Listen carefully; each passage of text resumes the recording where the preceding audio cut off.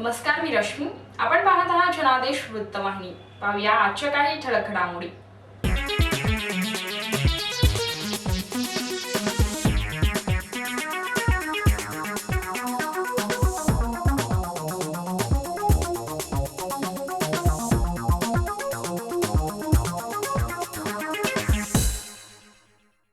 हिंदू धर्माचा प्रचार केला म्हणून धनंजय देसाई, साध्वी प्रज्ञा ठाकूर आणि समीर गायकवाड यांच्यावर दाखल करण्यात आलेले खटले रद्द करून त्यांची सुटका करावी अशी मागणी महाराणा प्रताप बटालियनचे अध्यक्ष अजय सिंह सेंगर यांनी केली.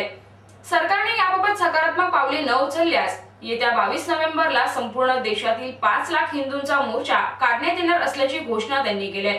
मुंबई मराठी पत्रकार संघात आयोजित पत्रकार परिषदेत बटालियनचे राष्ट्रीय अध्यक्ष ठाकूर अजय सिंह सेंगर हे बोलत होते.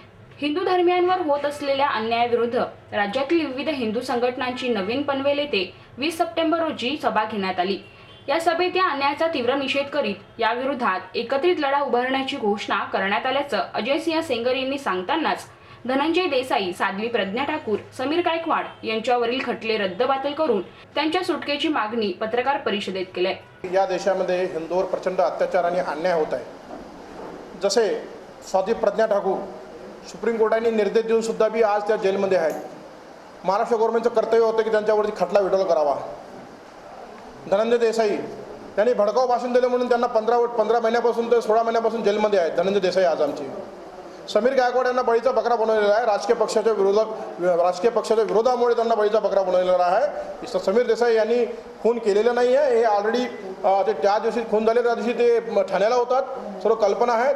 यांना बळीचा बकरा बनवून जात आहे आणि यांचे खटले विड्रॉल करण्यात यावे ही आमची डिमांड आहे. आमची पूर्ण सर्व सरकारकडे मागणी आहे. हिंदूंवर होत असलेल्या अन्याय अत्याचाराविरोधात हिंदुत्ववादी पक्ष असलेल्या भारतीय जनता पक्षास लोकांनी निवडून दिले.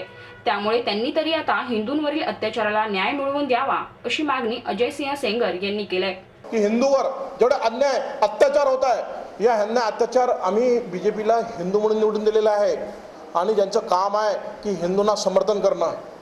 आम्ही असं म्हणत नाही की गुन्हेगाराला तुम्ही समर्थन करा. हिंदू आज निर्दोष आहेत. साध्वी प्रज्ञा ठाकूर, धनंजय भाईना त्यांनी आत्महत्या टाकलं. धनंजय भाईना की भडकाऊ भाषण दिलं म्हणून भडकाऊ भाषण दाखवतो ओळखून दिलेलं आहे. त्यांच्यावर काय नाही कारवाई करता तुम्ही? पर्टिक्युलर या देशामध्ये 1947 पासून तर आजपर्यंत हिंदूची मुस्कटदाबी करण्यात आलेली आहे. सनातन ही धर्मनिष्ठ संस्था असून फक्त संशयित आरोपी म्हणून समीर गायकवाड यांची अटक ही चुकीची असल्याचं सेंगर यांनी सांगतानाच येत्या 22 नोव्हेंबर रोजी 5 लाख हिंदूंचा मोर्चा काढण्यात येणार असल्याची घोषणा त्यांनी केली आहे. फक्त संशयाचा आरोप करून तुम्ही घेऊ नका. या ठिकाणी प्रूफ नाही तुमच्याकडे, सबूत नाही तुमच्याकडे.